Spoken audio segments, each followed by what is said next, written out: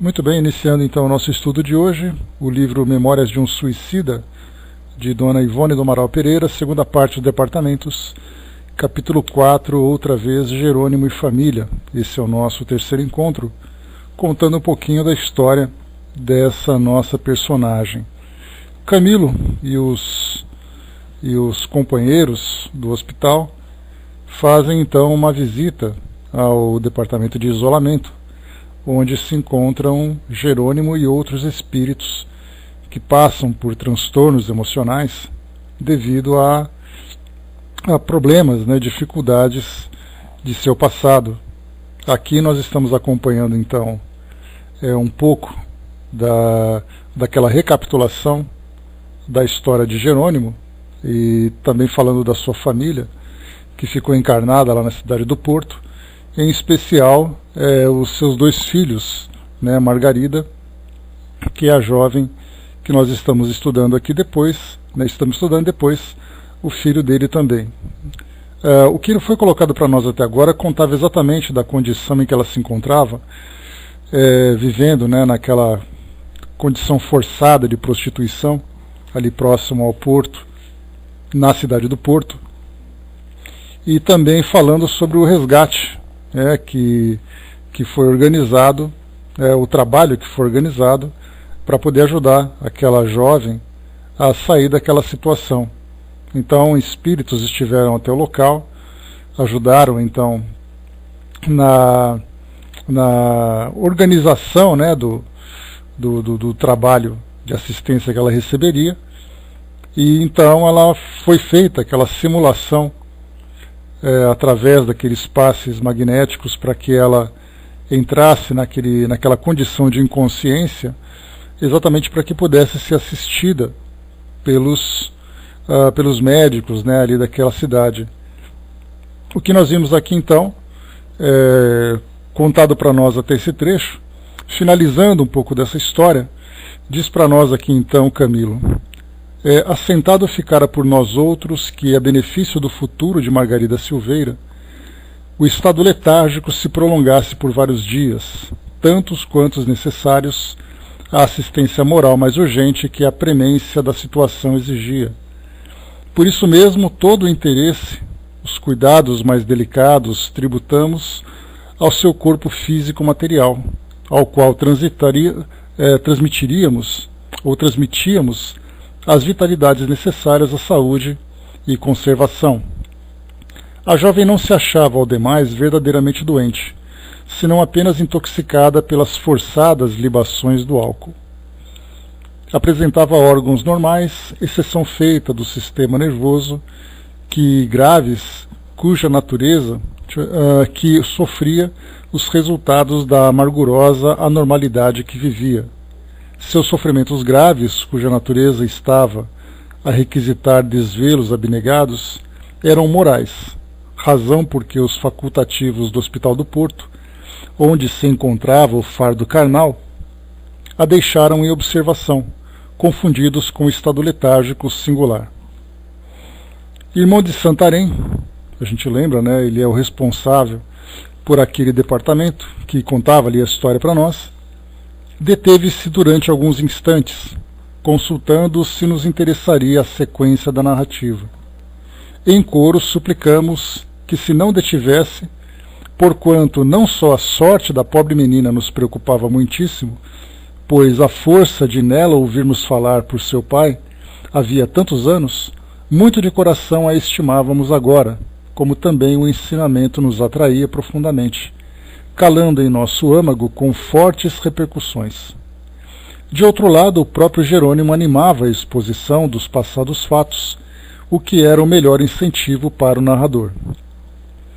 Agradeceu o bondoso conselheiro com um amável sorriso e continuou, enquanto nossa atenção recrudescia.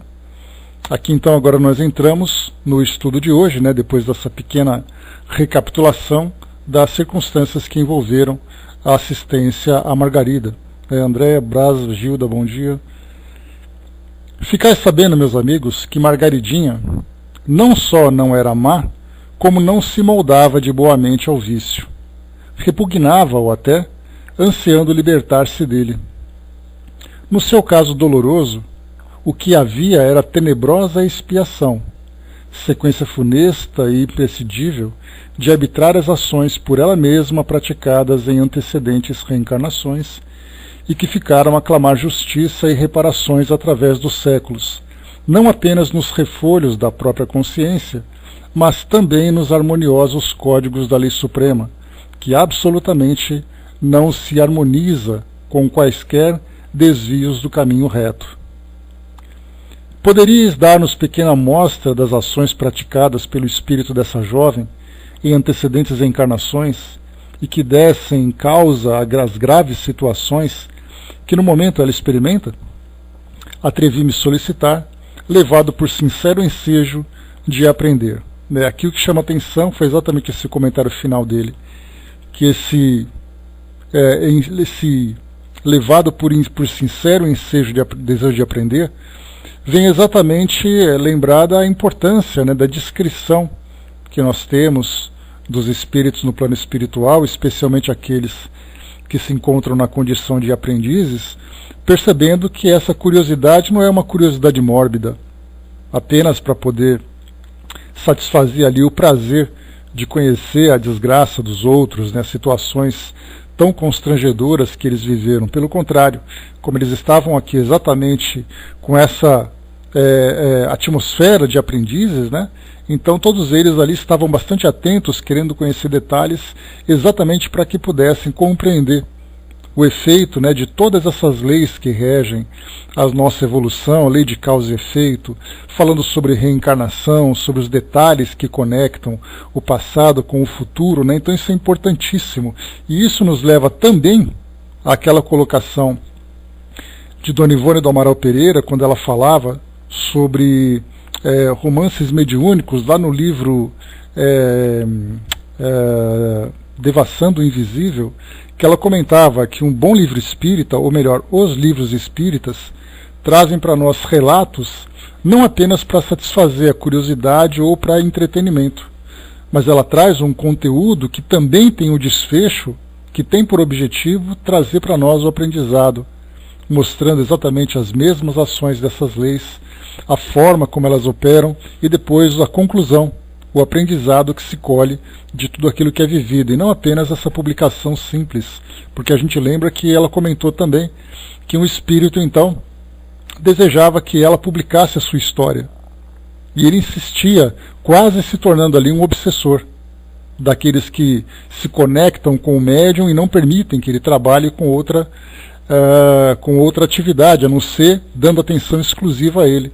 E aí então ele, querendo essa exclusividade, foi então esclarecido a ele próprio, depois ele se transformou com os aprendizados que foi colhendo, exatamente que não basta apenas trazer uma história, é importante trazer um fundamento doutrinário, um aprendizado, para que o espírito possa, para que todos nós que seremos ali os apreciadores dessas obras, possamos ali tirar proveito delas. Então, tanto nessas publicações, como também até mesmo no aprendizado que nós temos, é importante a gente ter esse cuidado em respeito às dificuldades, às dores que todas as pessoas vivem construindo as suas histórias e depois então trazem para nós, para conhecermos um pouquinho essa linha evolutiva das experiências que cada espírito vivenciou.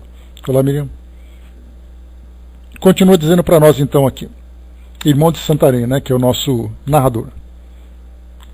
O estudo da lei de reencarnação é profundo e melindroso, meu amigo, ao mesmo tempo que singelo e fácil de compreensão, porquanto nos apresenta um indício esclarecedor de muitos problemas que perseguem a humanidade, os quais aparentemente se apresentam insolúveis. Futuramente falo-eis em vós próprios, relendo as páginas do livro da consciência.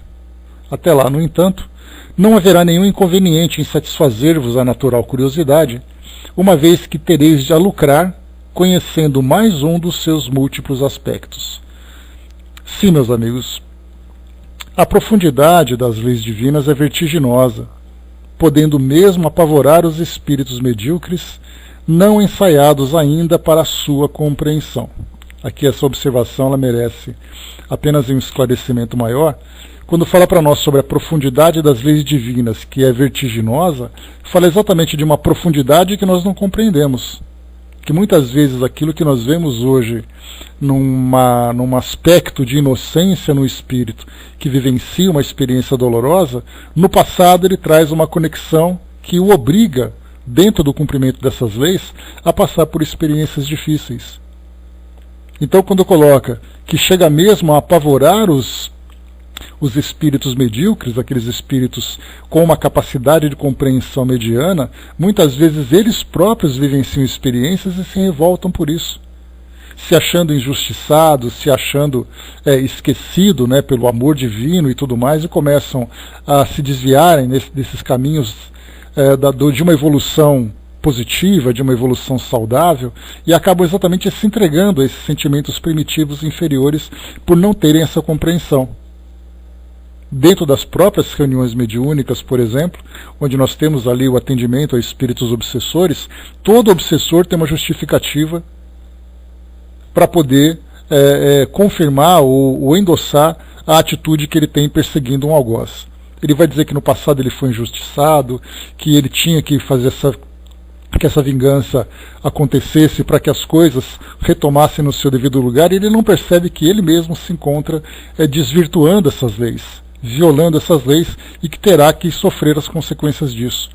Então, exatamente desses espíritos medíocres, desde esses mais rebeldes até aqueles que realmente não têm ainda uma compreensão sobre o efeito, o mecanismo dessas leis que nos impulsionam à evolução, mostra a complexidade. Para nós mesmos temos essa dificuldade, principalmente porque nós aqui encarnados, nós não temos uma visão mais profunda daquilo que acontece na vida de cada pessoa. Por coincidência, nós estamos estudando às sextas-feiras, lá na Sala Espiritismo Net Jovem, o livro Juventude Interrompida. Para vocês que estão acompanhando, né, dá para poder seguir o raciocínio, mas para quem não acompanha, nós estamos agora falando exatamente, né, o livro conta a história de jovens que tiveram suas trajetórias interrompidas, né, durante esse período tão breve de existência terrena, e aí então, cada um aí provocando, né, na maioria dos casos que nós estudamos, provocando a desencarnação. Por atos, né, que mais uma vez a gente recapitula, aborto, alcoolismo, AIDS, distúrbios de autoimagem, né, pelo modo como viveram e tudo mais. E nós entramos no capítulo agora falando sobre fatalidades. Aí nós tivemos ali jovens que desencarnaram, ou jovens quase crianças, né, de 12 anos, por exemplo, uma jovem que acabou desencarnando porque tinha se afogado. Então nós tivemos ali afogamentos, acidentes de carro, briga de rua, casos de desencarnações coletivas, como nós vemos, né? Lá tem ali uma história fictícia baseada naquela tragédia de Santa Maria, lá no Rio Grande do Sul, daquela Boate Kiss, onde 242 jovens e mais de 600 ficaram feridos, né? 242 desencarnaram e tudo mais. Então nós começamos a ver essas situações, e do nosso ponto de vista nós vemos, né, mas que coisa mais injusta. Ou mesmo em situações que acontecem nas grandes cidades, como nós vemos nos noticiários, eventualmente acontece de uma bala perdida, de uma situação de violência sexual contra uma criança.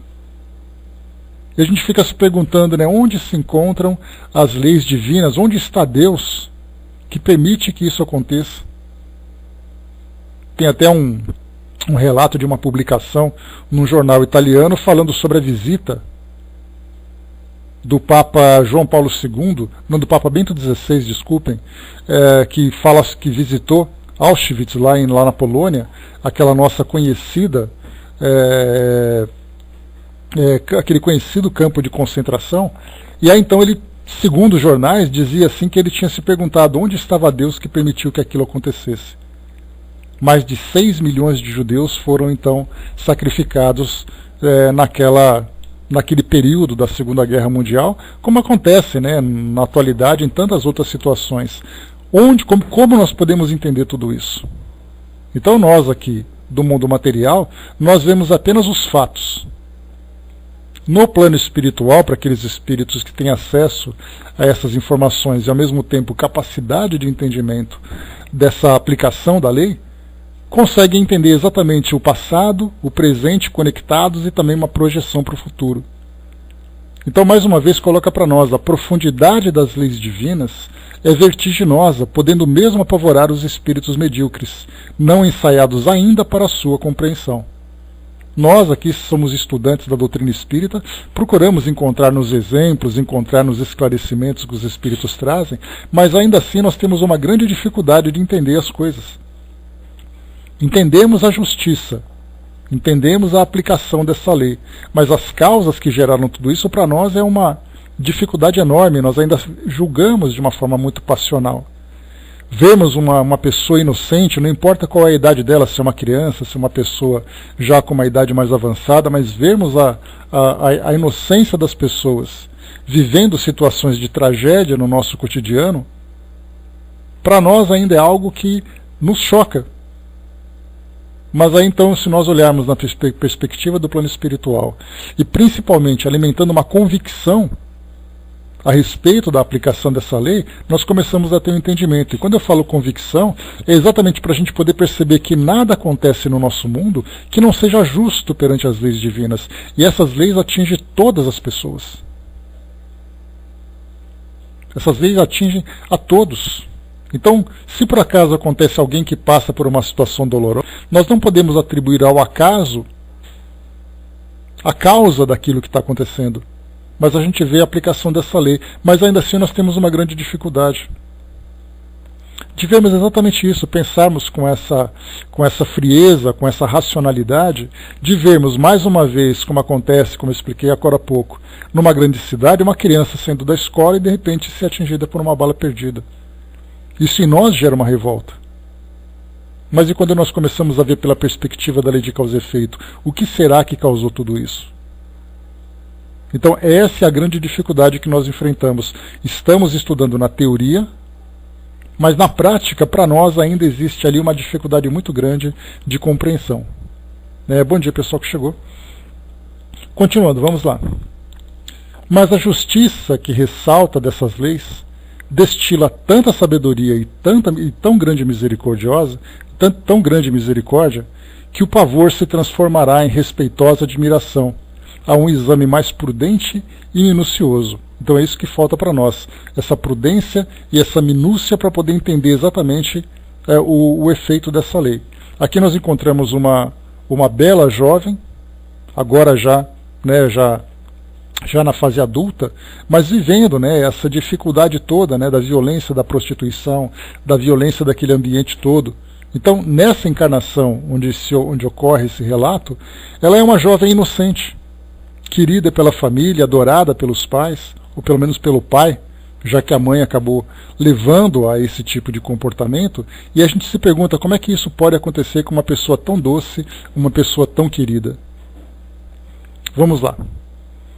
Por mais incrível e incômodo que vos pareça, meus filhos, em antecedentes vidas planetárias, isto é, em mais de uma existência terrena, o espírito que atualmente conheceis sob o nome de Margarida Silveira andou reencarnando em corpos masculinos, exigindo como homem, porque o espírito não é subordinado aos imperativos do sexo, tal como na Terra se compreende, abusou da liberdade, das prerrogativas que a sociedade terrena concede aos varões em detrimento dos valores do espírito, e conspurcou deveres sagrados.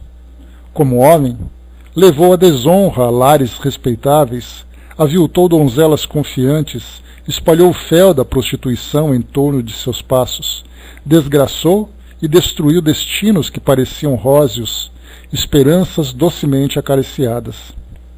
Mas veio um dia em que a suprema lei, que não quer a destruição do pecador, mas que ele viva e se arrependa, impediu-o de continuar o execrável atentado à sua soberania. Cassou-lhe a liberdade, impôs-lhe ensejos favoráveis para se refazer da anomalia de tantas iniquidades, impelindo-o a renascer sob vestes carnais femininas, a fim de mais eficientemente provar do mesmo fel que fez a outra solver, e a si mesmo poupar tempo precioso na programação dos resgates, por sujeitar-se ao rigor de penalidades idênticas às outrora impostas pelo seu mal orientado livre-arbítrio. Reencarnou como mulher, a fim de aprender na desgraça de ser atraiçoada na sua castidade, desacreditada, vilipendiada, abandonada, a empolgante lição de que não é em vão que se infringe um só dos mandamentos assinalados no alto do Sinai como padrão de honra para a humanidade, que antes se deveria educar com vistas à finalidade sublime do amor a Deus e ao próximo.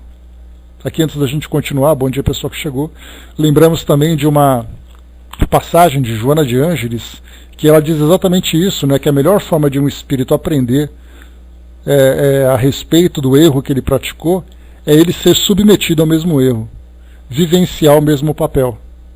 Porque de nada adianta, né, pensarmos que o espírito aprende na teoria e essa teoria será o suficiente para fazer nascer nele o arrependimento.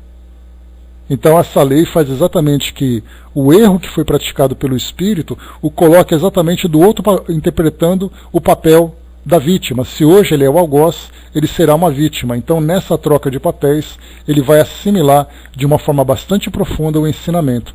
Se não for de um modo imediato, será dosado durante várias experiências até que o espírito saia daquela condição de endurecimento em que ele se encontra. Então para nós isso também parece algo incompreensível a princípio, exatamente porque tudo aquilo que nós estudamos, que nós conhecemos, nós vemos apenas as situações imediatas. Nós tivemos a oportunidade de estudarmos também no livro Dramas da Obsessão, lembrei o título, hein, pessoal? No livro Dramas da Obsessão, de Dona Ivone, aquela história daquela família de judeus que no século XVI acabou vivenciando, né, sendo vítimas da perseguição da Inquisição durante 3 séculos.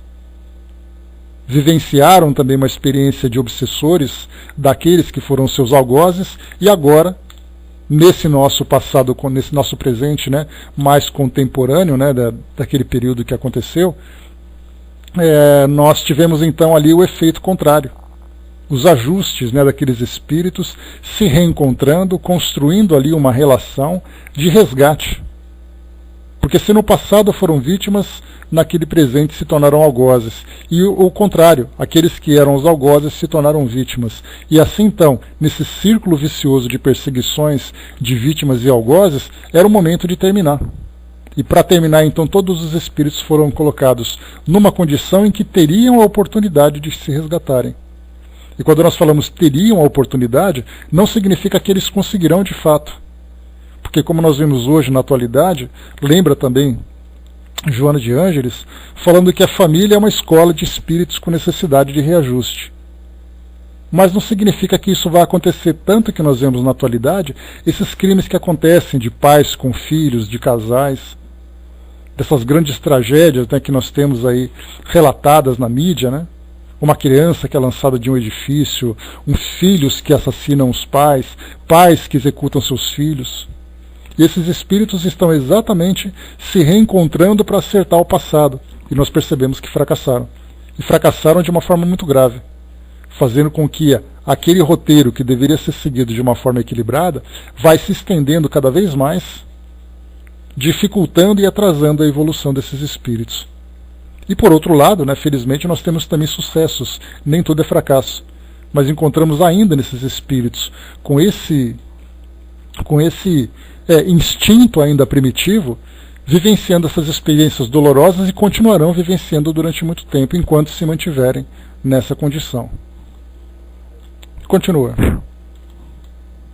Percebemos que dá para a gente falar sobre lei de causa e efeito, e pegando esses exemplos, né? Quantas e quantas situações nós estamos aqui criando, né, para poder ilustrar um pouco mais esse nosso estudo, e poderíamos aqui ficar durante muito tempo trazendo casos, analisando situações.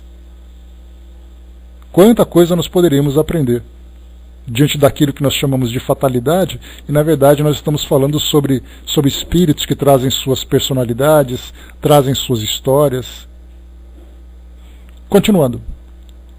Inquietante mal-estar trouxe emoções de pavor à nossa mente, surpreendida com nossa expectante novidade.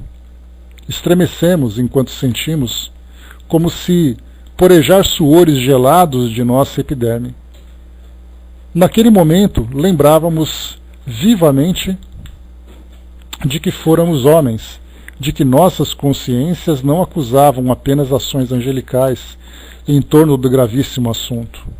Não obstante, fiel ao enraizado defeito de polemista que teimava em acompanhar-me assustadoramente, até nas paragens além da morte, vibrei decepcionado, atordoado. Se assim foi, como Jerônimo se tornou responsável pelos desastres da filha? Ah, meu amigo, bastaria pequena dose de raciocínio para compreender que nem por ser assim deixará a consciência do pobre pai de acusá-lo duramente. Suspirou tristemente o sacerdote iniciado.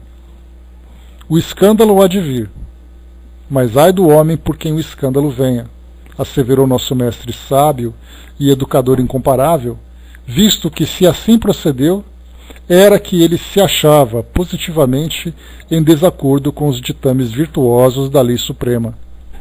Margarida Silveira tinha reparações a testemunhar, é certo, mas infelizmente o suicídio de seu pai, desamparando-a, foi a pedra de toque que a levou a se precipitar nos tristes acontecimentos. A dívida tenebrosa deveria ser resgatada através do tempo. Poderia não ser obrigatória para a existência presente, permanecendo pendente de ocasião oportuna. O livre-arbítrio de seu pai, no entanto, levando ao erro fatal do suicídio, precipitou acontecimentos cuja responsabilidade bem poderia deixar de pesar sobre seus ombros, a fim de que agora não sofresse entre as consequências do remorso. Que me direis, caro amigo, de um homem que se tornasse causa da morte trágica de um ser amado, embora não alimentasse intenção de assassiná-lo, abominando-o até a ideia de vê-lo morrer? Não sofreria, acaso? Não veria, corroído de remorsos o resto dos seus dias, amargurado, desolado para sempre? Margaridinha deveria espiar o passado, é certo, mas não seria necessário que a pedra do escândalo, que a devesse atingir, fosse engendrada pelas consequências de um ato praticado pela imprevidência de seu próprio pai. Desapontado, silenciei, enquanto irmão Santarém continuava. É aqui só para a gente terminar, para a gente fazer um comentário. É mais ou menos o efeito borboleta, né? Para quem já assistiu ao filme, já ouviu histórias, explicações sobre esse fenômeno, a gente percebe que algumas vezes uma pequena mudança na atmosfera pode gerar ali uma grande tempestade. E algumas vezes nós temos, por exemplo, nessa trajetória, um espírito que poderia viver de uma forma equilibrada, demonstrando compreensão, demonstrando aprendizado, como foi o caso de Margarida, vivendo numa família que poderia dar a ela o esclarecimento, o amparo, né, todo aquele suporte para que ela pudesse se reforçar, fazendo com que essa necessidade de resgate num futuro que poderia ser próximo, como foi colocado aqui, não necessariamente naquela encarnação, fosse algo mais brando, algo mais leve. Então era um espírito que vinha gradualmente se fortalecendo, se transformando, adquirindo compreensão para que no momento oportuno fizesse aquele resgate de acordo com a necessidade, nem mais nem menos. Se o espírito se refez durante um período e então chega o momento do seu resgate, esse período de refazimento foi suficiente para que aquela pena então fosse abrandada. Mas que não foi o caso, pelo contrário, ela foi agravada.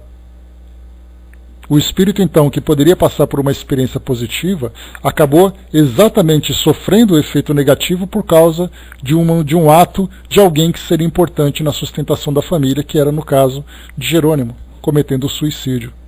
Então ele saiu de cena, sendo uma peça importante para o sustento da família e, por consequência, dando aquele amparo moral. E aí, no momento em que ele sai de cena, tudo se desvirtua. Então o seu ato, e por isso ele se encontra nessa condição de tanto desequilíbrio no plano espiritual, esse desequilíbrio moral, desequilíbrio emocional, por poder ver que o seu ato foi responsável pela desorganização de várias situações. A esposa, como nós lembramos, era uma mulher fútil. Vivia ali dos prazeres, né, que o dinheiro poderia oferecer. O filho e a filha estavam ali amparados pela família. No momento em que ele sai, a esposa segue a sua trajetória de inferioridade que ela já tinha, porque na verdade o que nós tínhamos ali era apenas uma aparência de alguém que vivenciava aqueles prazeres do dinheiro, daquela posição na sociedade, mas intimamente, moralmente, ela já mostrava exatamente qual era a qualidade do seu caráter. Já os filhos estavam amparados, seguindo naquele caminho de equilíbrio, sendo bem conduzidos. No momento em que ele sai de cena, tudo desanda. Eis aí então a gente percebe por que dele se encontrar nessa condição. Mas o fato dele já estar então presenciando todo esse resgate e agora ouvindo também essa história, relembrando os seus próprios fatos, já mostra que ele também já conseguiu evoluir. Mas vamos em frente. Desapontado, silenciei enquanto o irmão Santarém continuava. Uma vez que a jovem peixeira não se comprazia no vício, antes sofria a humilhante situação ansiando pela hora libertadora de a ele eximir-se, fácil foi a nós outros ajudá-la a reerguer-se, convencê-la à regeneração, norteando-a para a finalidade segura. Isso porque, como comentamos no estudo anterior, muitas vezes um espírito recebe a assistência, seja do plano espiritual, seja do plano material, mas esse espírito não mostra a predisposição para sair daquela condição.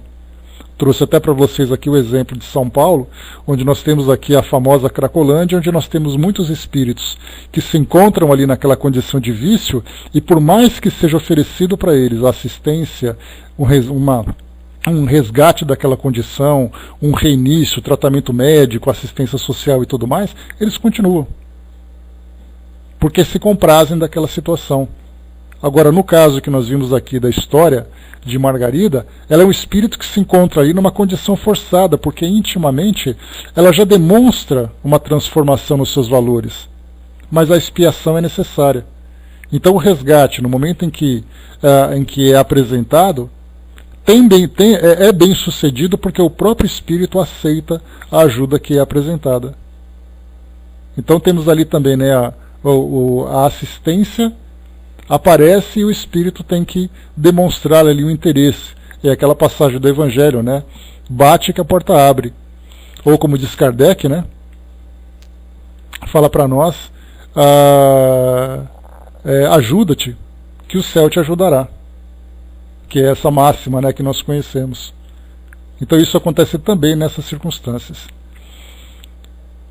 Durante os 6 dias em que a hospedamos na mansão de repouso do mencionado posto, longas conversações estabeleci com ela, já que em torno da solução para esse drama imenso, fui indicado como conselheiro e agente hierárquico dos verdadeiros guias que trabalham a prol da regeneração da penitente. Aqui lembrando que enquanto fisicamente, né, se encontrava ali no hospital naquela condição de entorpecimento, de letargia, como foi colocado pelos espíritos, aqui pelo irmão de Santarém, espiritualmente ela havia sido então, né, afastada temporariamente do corpo, recebendo assistência no plano espiritual.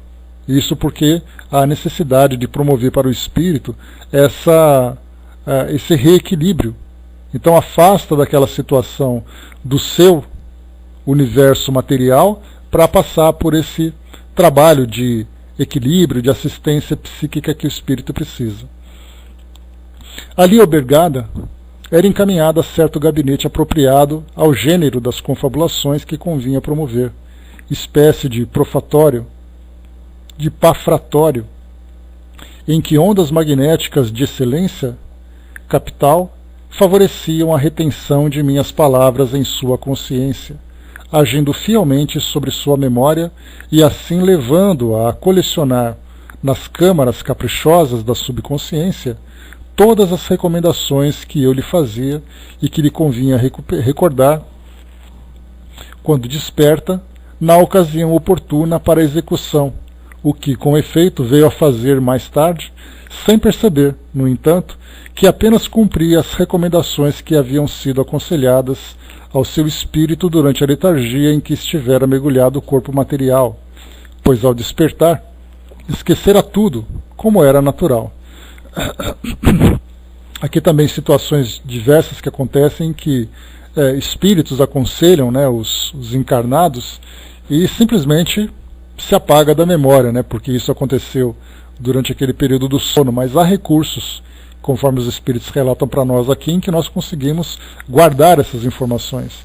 Não guardamos as informações claras, mas guardamos as intuições. E muitas vezes agimos a título de livre-arbítrio, mas na verdade seguimos ali as orientações que ficaram armazenadas na memória.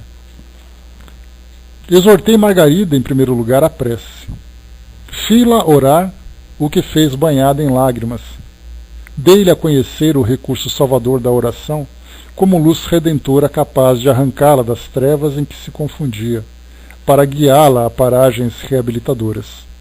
Ministrei-lhe, tanto quanto me permitiam, a exequidade do tempo e do que dispunha, e bem assim a circunstância incomum que me fora preciso provocar, rudimentos de educação moral religiosa, e ela, que jamais a recebera, falando dos deveres impostos pelo Criador Supremo em suas leis, recordando ainda que no amor do Divino Crucificado encontraria ela fortaleza de ânimo a fim de remover as montanhas das iniquidades que a vinham escravizando a inferioridade, assim como bálsamos bastante eficazes para lenificar o fel que infelicitava sua vida.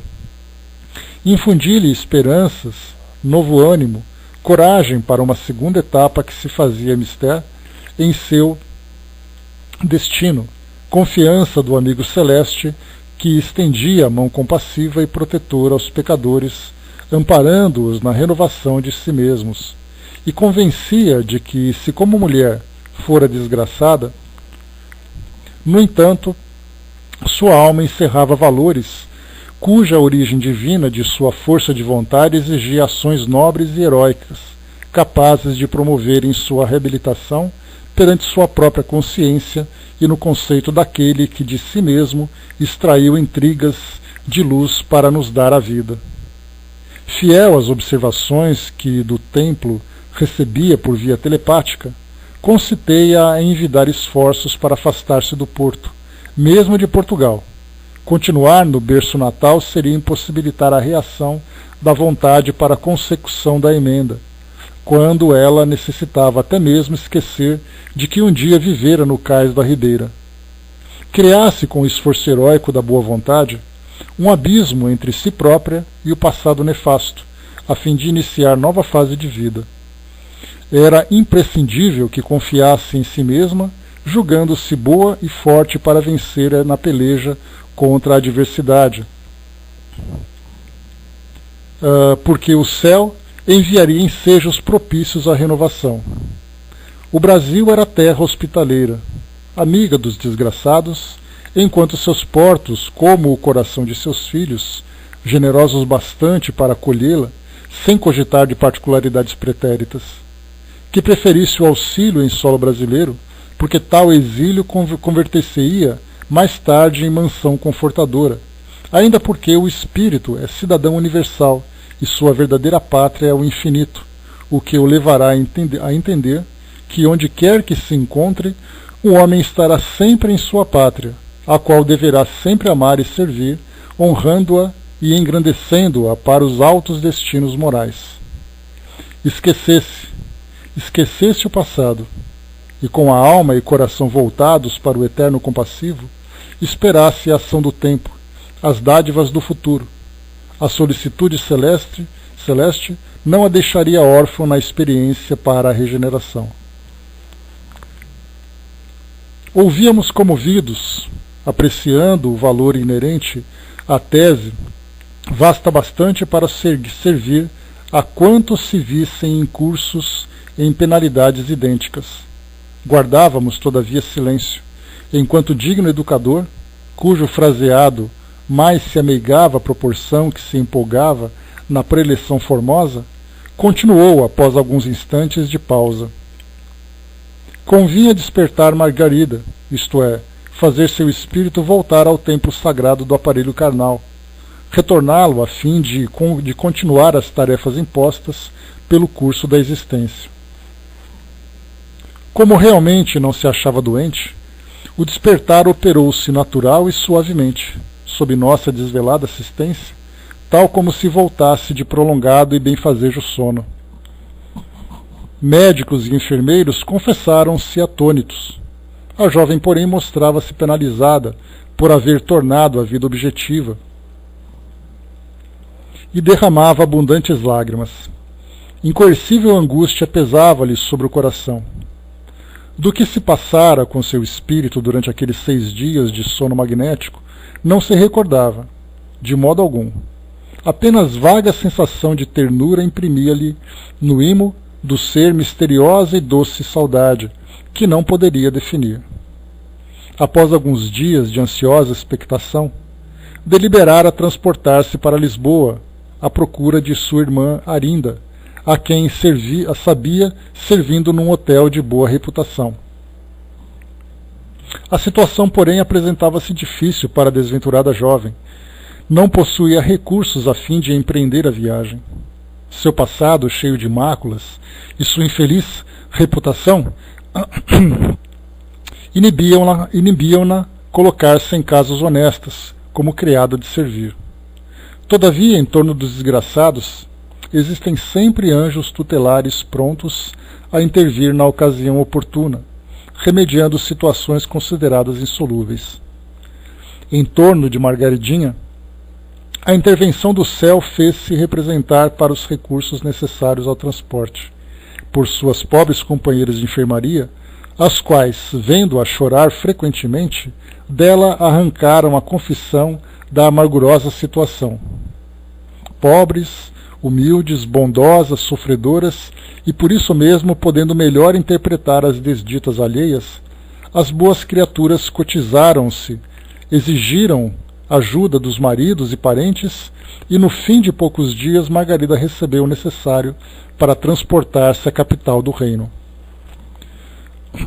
Arinda acolheu a irmã, perdoou-lhe os passados desvarios, compreendendo finalmente que em tão lamentável drama houvera mais ignorância e desgraça do que verdadeira maldade, pois não possuía esclarecimentos filosóficos capazes de perceber, nos acontecimentos em torno da manazinha da caçula, os antecedentes espirituais que acabei de revelar. Empregou-a no hotel ao pé de si, procurando habilitá-la nos mistérios domésticos, visando a colocá-la futuramente em ambientes familiares. Acontece, porém, meus amigos, que a filha de Jerônimo irá para o Brasil mais depressa do que se esperava. É que, nesse hotel, hospeda-se atualmente uma família portuguesa residente em São Paulo, o grande centro industrial brasileiro. Visita a terra natal e excursiona pela capital, a qual só agora tem ocasião de conhecer. Margarida, guiada pela irmã, serve-a com atenções e bondade. Há simpatias de parte a parte. A menina acaba de ser convidada a partir para o Brasil, em companhia da família como criada de servir. Arinda interveio, compreendendo as vantagens daí consequentes. Margaridinha concordou prazenteira, e dentro de alguns dias será encerrada a página negra de sua existência para recomeçar experiências novas, com novos ensejos de progressos e realizações. Entreolhamo-nos, ansiosos, como num singular desabafo, detendo-nos compungidamente a fitar Jerônimo, personagem que figurava na tormentosa odisseia que acabávamos de ouvir, com a tremenda responsabilidade perante a lei divina de havê-la provocado com a ação relapsa do suicídio. O ex-comerciante de vinhos, porém, conservava-se de fronte curvada, concentrado em pensamentos profundos. De súbito, em meio do silêncio augusto que sucedera à comovedora exposição, uma voz compassiva, a revelar carinhosas entonações, interrogou sinceramente interessada: "E Albino, irmão de Santarém?" "De certo, o céu concedeu-lhe também alguma dádiva. Nós lembramos que Albino era o irmão de Margarida, né, o outro filho de Jerônimo, que se encontrava preso. Né? Nós lembramos que quando ele fez aquela primeira visita, o jovem se encontrava preso por delitos que ele tinha cometido, também se desvirtuando devido ao suicídio que o pai cometeu. Era Belarmino, cuja alma bondosa, convertida para a emenda, apresentava já os melhores e mais sólidos característicos de fraternidade dentre os do nosso grupo. Belarmino era um colega, né, de Camilo, que exatamente perguntou sobre Albino. Albino, disse sorridente o digno sacerdote, como absorvido em grata recordação. Albino vai muito bem, melhor muitas vezes do que a irmã. O insulamento do cárcere foi-lhe propício à meditação, fazendo-o refletir maduradamente e levando-o a procurar Deus através das asas remissoras do sofrimento. Tal como foi feito à irmã, doutrinamo-lo em nosso campo de repouso, e facilmente aceitando nossas admoestações, depressa resignou-se à dolorosa situação, compreendendo justa a punição, pois que realmente é rara no seio da sociedade.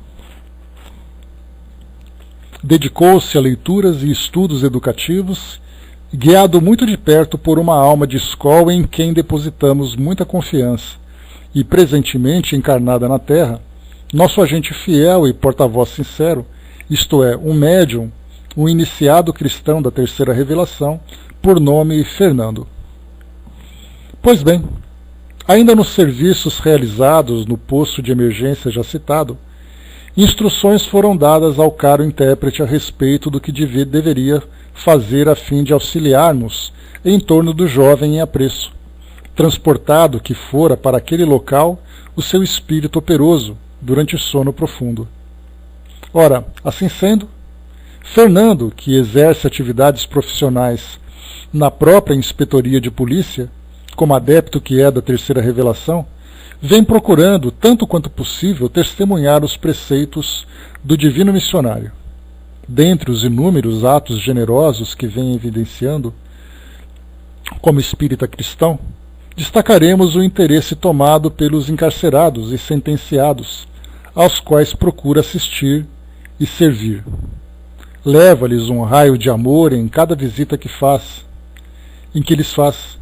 Infunde-lhes esperanças aos corações desfalecidos, acalma-lhes a revolta interior com a suavidade fraterna e boa da sua palavra inspirada, de onde jorram esclarecimentos regeneradores para desalterar-lhes a sede de justiça e proteção. Aqui só para a gente lembrar que nós temos hoje, né, muitos trabalhos de capelania feita não apenas dentro do espiritismo, mas também de várias outras religiões, que fazem trabalho em hospitais, em penitenciárias, né, em locais diversos, né, atendendo pessoas de rua, naquela nossa famosa, né, campanha da sopa, que geralmente acontece nas noites frias das grandes cidades, em que junto também vai ali uma pequena preleção do Evangelho junto àquelas pessoas. Então nós temos hoje a presença das igrejas, das instituições religiosas e filosóficas dentro das penitenciárias. E muitas vezes nós até ficamos assim desconfiados, né, porque de repente aparece na mídia que uma pessoa que cometeu um grande crime se converteu a uma determinada religião. Nós aqui da nossa parte, pelo fato de não termos ainda tanta fé ou mesmo credibilidade nas instituições humanas, duvidamos daquele trabalho. Mas o importante é que mesmo que aquilo seja uma situação de oportunidade que o indivíduo acaba abraçando para poder facilitar a sua vida naquele ambiente, a mensagem continua sendo inserida. Mesmo que ela não seja aceita de imediato, de uma forma clara, objetiva, direta, a semente foi lançada. Falando de temas do Evangelho, falando de temas de valores nobres, no caso da doutrina espírita, trazendo também informações a respeito da imortalidade do espírito, e nem todas as informações que são bases da doutrina espírita, sobre reencarnação, sobre lei de causa e efeito, sobre o futuro que o espírito acaba construindo através de novas existências, mas mesmo que não seja através daquilo que a doutrina espírita transmite, as demais crenças, as demais instituições trazem também a mensagem do próprio Evangelho, o que é muito positivo. Não esperemos de imediato que haja uma conversão miraculosa daqueles que se apresentam naquele ambiente, até porque, até mesmo nós, que nos consideramos pessoas saudáveis perante a sociedade, né, de não termos cometido crimes nenhum, se estivéssemos num local como aquele, mesmo sob a influência dessas mensagens que são levadas por essas instituições, ainda assim teríamos um comportamento bastante falho devido à influência do próprio ambiente onde eles se encontram. Então o indivíduo cometeu um assalto, foi traficante de drogas, cometeu um assassinato e tudo mais, e de repente na instituição ele virou evangélico, virou ali espírita, virou católico, seguiu ali, né, segue sempre os cultos, as práticas que são oferecidas. Da nossa parte, a gente, como eu falei para vocês, né, surge aquela grande desconfiança se realmente mudou alguma coisa. Mas na verdade seria muita infantilidade da nossa parte imaginar que essa transformação ocorrerá de uma hora para outra. Muitas vezes aquele é o primeiro passo que o espírito tem, de ter contato com uma mensagem sincera, com uma mensagem de uma mensagem edificante, porque a vida dele era tomada pelo crime, tomada por aquela vida materialista, né? Exatamente, Brás. Quando Kardec fala, né, no céu e inferno, sobre o Código Penal da vida futura, traz para nós exatamente toda aquela esperança que o espírito deve alimentar, mas também consciente das responsabilidades que deve assumir por aquilo que fez. Aqui então a gente vê um pequeno exemplo feito por um médium, né, nesse presídio, nessa penitenciária, ou nessa prisão, que leva então a mensagem aos encarcerados, tem essa grande preocupação, levando exatamente essa mensagem consoladora. Então aqui é um exemplo prático do que nós estamos vendo agora. E continua.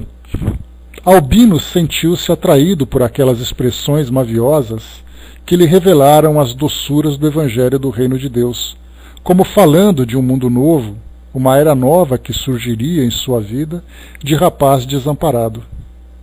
Os olhos grandes e sonhadores de Fernando, como refletindo o manancial de luz que deslumbrava sua alma, de escolhido do céu, impressionaram fortemente o filho de Jerônimo, que, aturdido e dominado por singular simpatia, lhe confiou a própria história atormentada.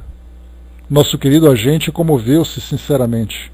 Confortou o rapaz, ministrou-lhe educação moral religiosa sob as inspirações da terceira revelação, tal como lhe havíamos recomendado, o que nos evitou grandes trabalhos em torno do jovem encarcerado. A Dídima lembrou aqui também, né, o contato com o Cristo Consolador nessas horas difíceis podem provocar transformações bem profundas na alma humana. Aquilo que eu comentava, Dídima, agora há pouco, sobre essas conversões que acontecem dentro desses ambientes e que, mais uma vez, provoquem em nós tantas desconfianças, não é aos nossos olhos, né, que essas mudanças devem trazer resultado. Na verdade, é para o próprio indivíduo. Não adianta ele querer simular uma conversão, ele querer manipular, né, os agentes que cuidam dos presos nesses locais, mas se ele simula, na verdade ele engana a si próprio. Na verdade ele agrava cada vez mais a sua dificuldade e seu sofrimento. E se ele não aprende agora, ele vai aprender no futuro. E para nós olhamos esse efeito imediato para essas pessoas, e vemos ali que ele está enganando, que ele está errando e tudo mais, mas se nós, né, isso é o que a doutrina espírita desperta em nós, essa compaixão de nos vermos todos como espíritos em evolução, se hoje eles simulam e erram e sofrem as consequências dos atos, nós, na nossa história, também temos ali as nossas manchas. Hoje nós estamos falando sobre a doutrina espírita, nós estamos aqui nos reunindo, falando sobre esses conceitos tão elevados, tentando entender um pouco mais, mas se nós voltarmos no tempo, numa época em que nós nos encontrávamos ainda em ignorância, nós éramos tão culpados quanto esses criminosos de hoje da nossa sociedade atual. Então, sempre há oportunidade de remissão desses indivíduos. Como o próprio Jesus lembra no Evangelho, nenhuma ovelha será perdida, mas cada ovelha será resgatada no seu devido tempo. Então isso é importante porque nós olhamos para aquilo que acontece na nossa mídia, esses crimes bárbaros que ainda acontecem, isso mostra o estágio em que aqueles espíritos se encontram. Mas se hoje eles estão assim, se não for na próxima encarnação, se for daqui a um século, se for daqui a um milênio, esses espíritos vão despertar. Como nós éramos há 500 anos, por exemplo. Imaginemos, né, que nós temos essa conexão tão forte com Portugal. Vai saber se nós, no passado, nós estávamos encarcerados lá em Portugal por sermos criminosos, cometendo os crimes mais bárbaros. E hoje nós estamos aqui, nessa feliz condição de ainda aprendizes, certamente, passando por nossas expiações e nossas provas, mas numa condição muito diferente daquele passado. Então aqui traz para nós exatamente isso, né? O trabalho que é feito pelos espíritos, o trabalho que cada indivíduo faz na sua transformação para chegar nessa condição melhor. Aqui vemos a história desse jovem albino que mostrou realmente essa capacidade de transformação. Aceitou a sua nova condição, mas nós lembramos que nós estamos aqui falando dessa história que aconteceu para um espírito nesse departamento de isolamento, que é o caso de Jerônimo contando a sua história com seus filhos, mas nos capítulos anteriores nós estávamos na torre de vigia. E naquela torre de vigia tinha um espírito extremamente endurecido, que era líder de uma facção de obsessores, que por mais que tentassem demover-o daquela ideia, daquela condição, ele tentava ainda simular uma conversão, simular ali uma compreensão, mas que na verdade ele queria ir embora dali logo. Mas, como no plano espiritual não há como mascarar aquilo que realmente nós somos, aquele espírito mostrava, embora ele tentasse simular, ele mostrava a sua realidade de ainda um espírito rebelde, ainda endurecido, e por isso estava naquele departamento. Então tudo acontece no devido tempo. Então aqui nós estamos vendo histórias de espíritos mais evoluídos, menos evoluídos, espíritos ainda resistentes, todos eles passando por processo de transformação. E é isso que nós vemos no nosso mundo hoje. O Brás colocou, né, nas cavernas nós matávamos o próximo por causa de um osso. Exatamente, Brás. Tudo vai acontecendo gradualmente, né? Hoje nós ainda saímos no tapa, né, por um pedaço de carne e tudo mais, né? Saiu do osso, foi para a carne, mas já não é mais tão como antigamente, né? Estamos aprendendo. Continuando. Tá. Mais uma vez, então, aqui, nosso querido agente comoveu-se sinceramente. Confortou o rapaz, ministrou-lhe educação moral religiosa, sob as inspirações da terceira revelação, tal como lhe havíamos recomendado, e que nos evitou grandes trabalhos em torno do jovem encarcerado. Isso porque o trabalho começou a ser feito, né, ainda com ele preso, encarnado. Então isso facilitou bastante o trabalho dos espíritos, que muitas vezes tem que esperar o espírito desencarnar, passar por aquele período doloroso, começar esse trabalho de transformação e tudo mais.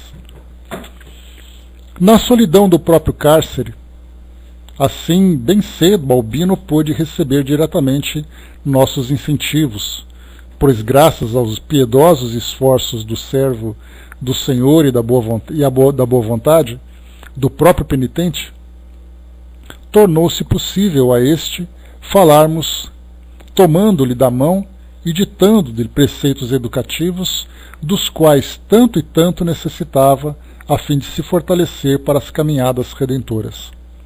E o próprio Albino escreveu o que lhe sussurrávamos ao pensamento através da intuição, banhado em lágrimas, protestando interiormente continuada boa vontade para o futuro.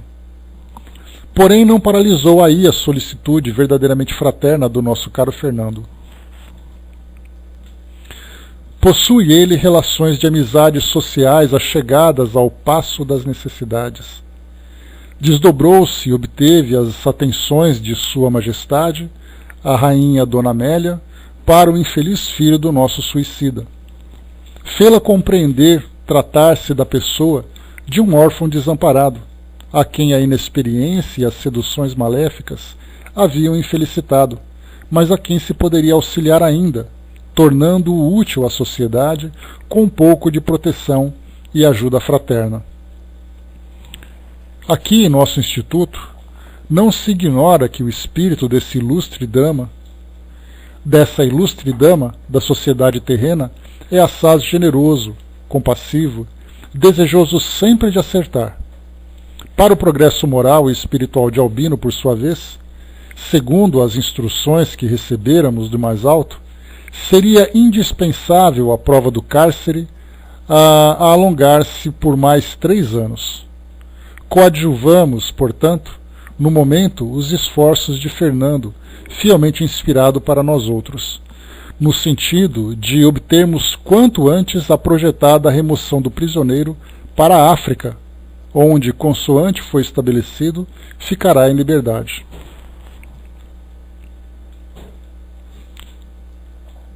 Perdão, respeitável Padre Santarém. Preferiria eu que Albino fosse encaminhado para o estrangeiro, para o Brasil, por exemplo, a segunda pátria dos portugueses, onde gostamos tanto de viver e também de morrer, em deixando Portugal.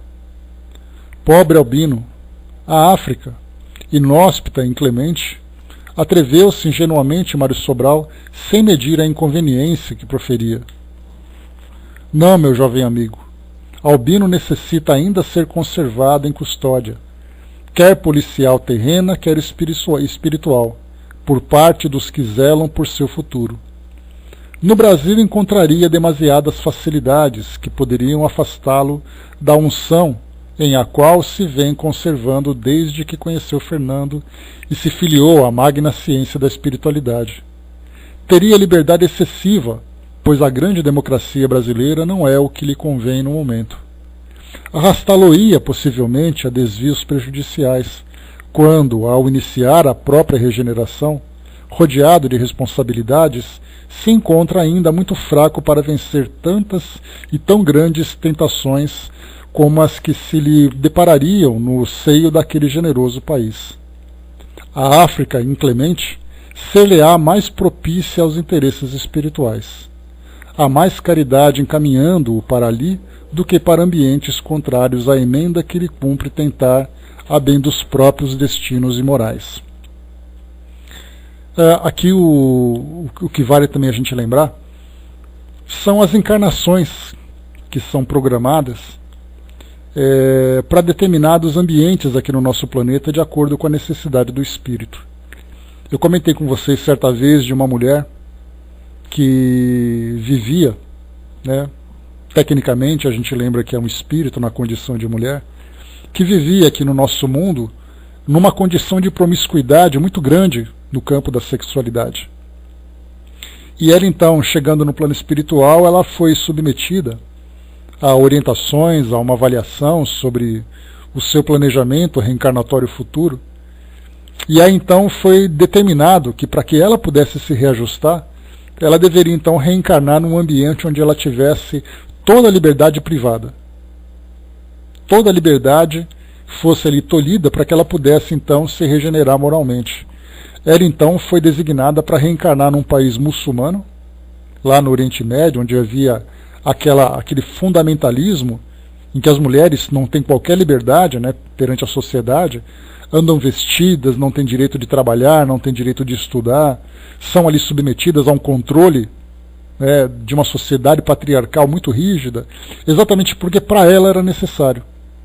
Era a única forma que ela tinha de se regenerar, porque em qualquer outra sociedade que ela viesse a reencarnar, ela teria facilmente voltado ao comportamento que ela mantinha até então. Então nós vemos que muitas vezes nós temos ali reencarnações de indivíduos que são que nascem mesmo, né, ou que renascem nesses países, ou que nascem num país e são, por força das circunstâncias, levados a viver em outros países.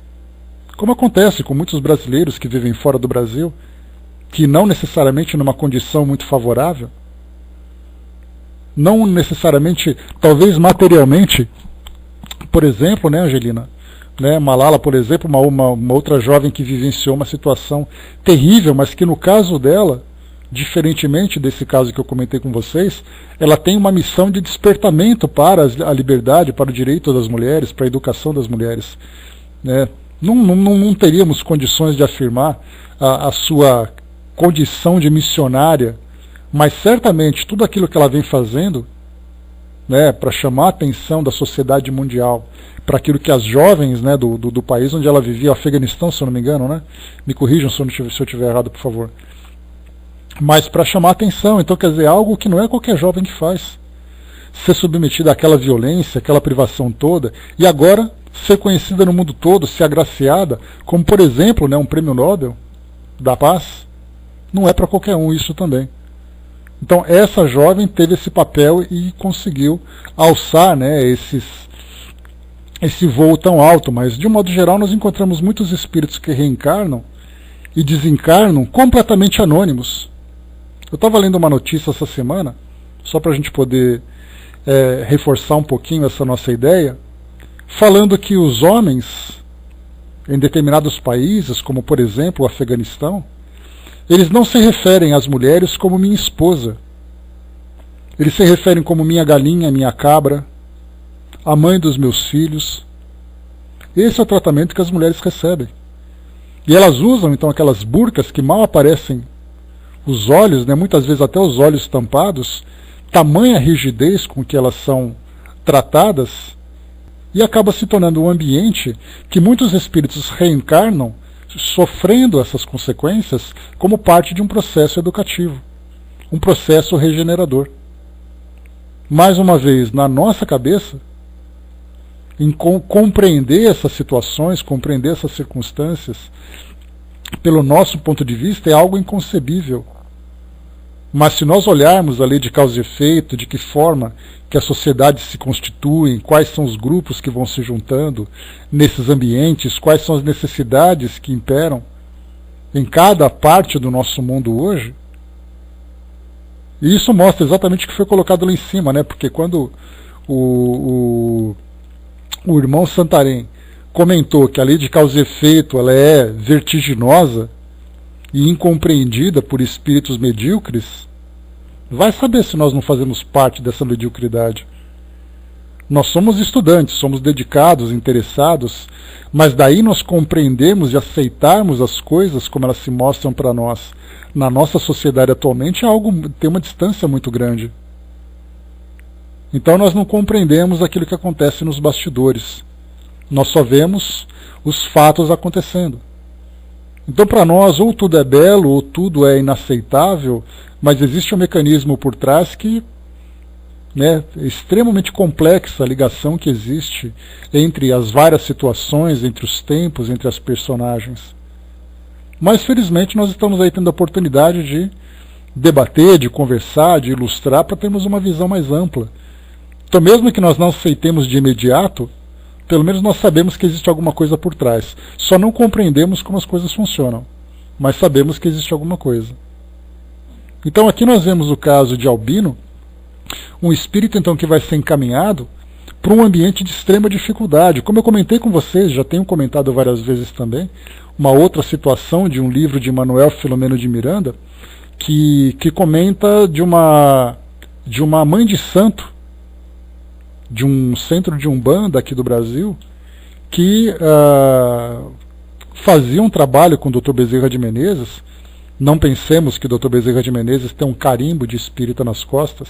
Ele é um espírito que está muito acima dos partidarismos humanos, né, que nós criamos. Ele então falava desse espírito, dessa trabalhadora desse centro de Umbanda, contava a história dela. Que agora ela era uma mulher que trabalhava nessa instituição, nessa linha filosófica, mas que em encarnações anteriores, 2 encarnações anteriores, ela era uma mulher que vivia na monarquia sueca. E aí então, por erros que ela cometeu, ela reencarnou na África, passando por extremas dificuldades, como parte do processo de aprendizado, e depois reencarnou aqui no Brasil, trabalhando dentro dessa instituição. Então, hoje nós vemos a África com esses países pobres, com esses países com tanto sofrimento, com guerras civis, com tantas doenças, com tantas limitações, e a gente fica se perguntando quem são os espíritos que ali reencarnam. Quem são os espíritos quais as histórias dos espíritos que colocam, por exemplo, né, quando a gente vê uma criança sendo mutilada por minas numa guerra civil, crianças sendo violentadas, mulheres sofrendo extremas agressões, quem são esses espíritos?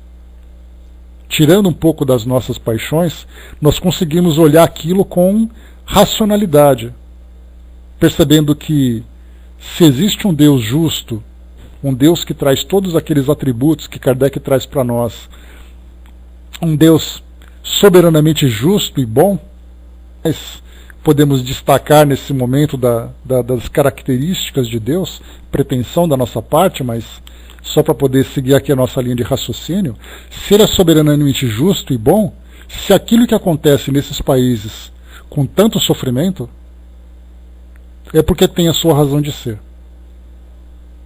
Pode parecer um certo conformismo da nossa parte, mas na verdade nós nos elevamos acima das paixões humanas e começamos a ver ali uma lei, que ela é imparcial, que ela é rígida e que ela tem um propósito de transformação positiva para todos os espíritos que se submetem a ela. Como é que nós podemos entender, por exemplo, as mutilações femininas, as mutilações genitais que acontecem com mulheres da África?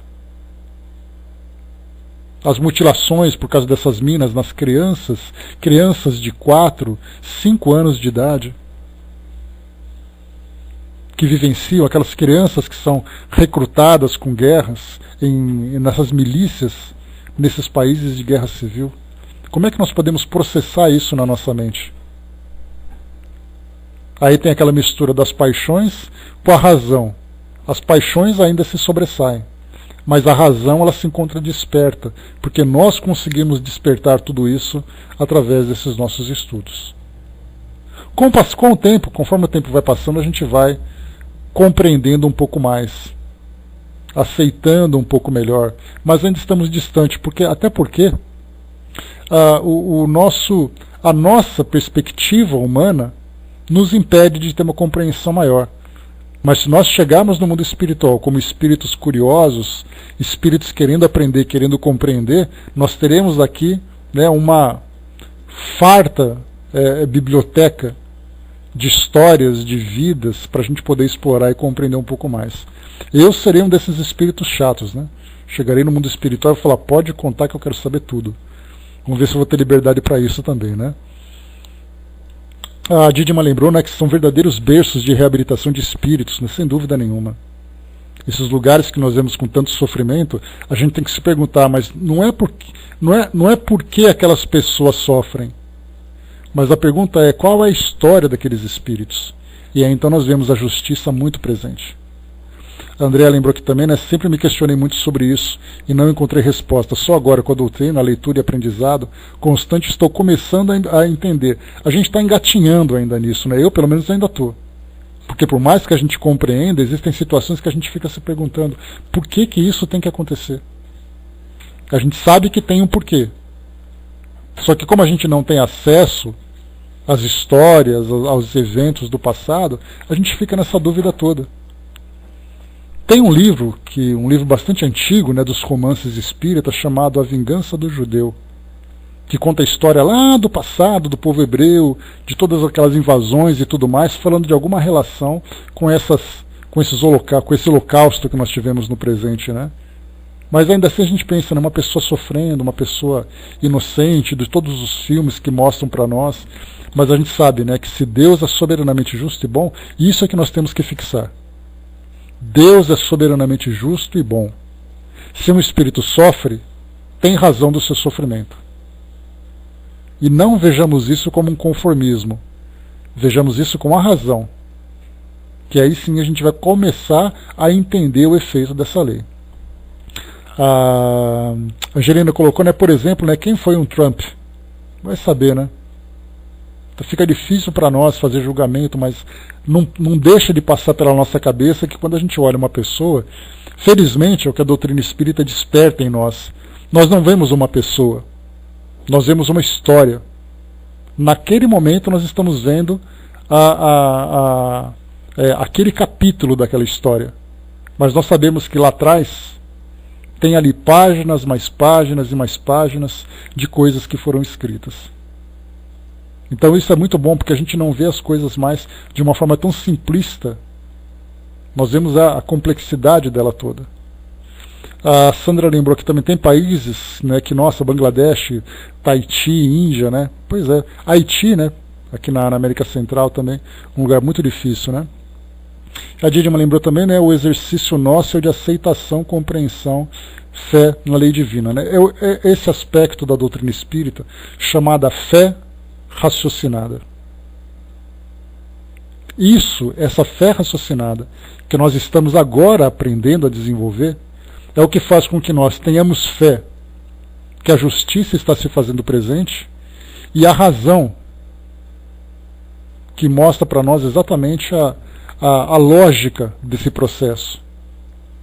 Se acontece alguma coisa, Chico Xavier mesmo falava sobre isso, né, lá no Pinga Fogo, quando ele lembrava, né, quando você vai num hospital e você vê uma criança com câncer, a gente fica se perguntando, né, como é que pode isso?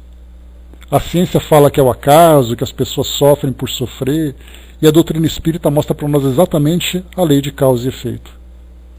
Aquele espírito inocente hoje que sofre, na verdade é um espírito que está resgatando o seu passado.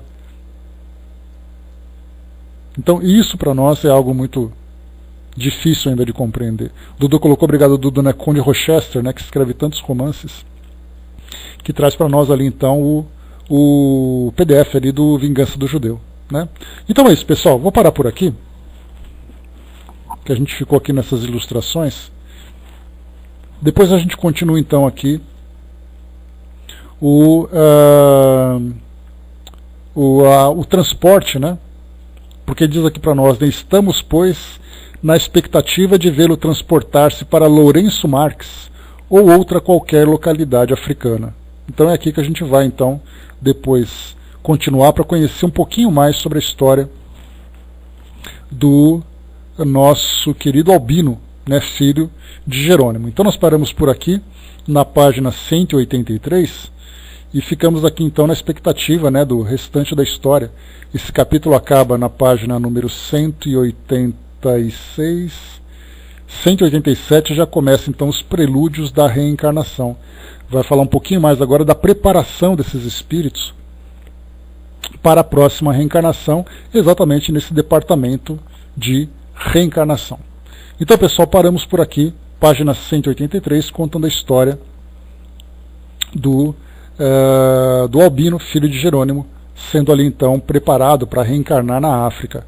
Ou melhor, desculpem, vai fazer uma viagem após ali a sua libertação para a África, né? E a sua edição é impressa, né, Andréia? Então já está na página 300 e tanto, né? Nós temos aqui nesse livro, só para poder fazermos aqui uma comparação, a página 300